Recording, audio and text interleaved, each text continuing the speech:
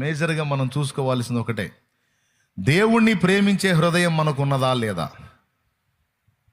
మన గుండెలో దేవుని కొరకైన ఆరాటం, దేవుని కొరకైన ప్రేమ, ఆసక్తి ఉందా లేదా అనేది ఒక్కటే మనం మేజర్గా చూసుకోవాలి.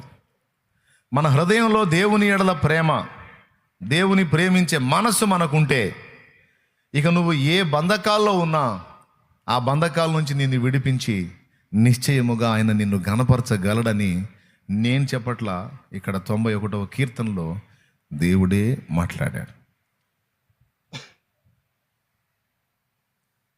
బైబిల్ గ్రంథంలో కొంతమంది జీవితాలు ఇందుకు మంచి సాక్ష్యంగా ఉన్నాయి.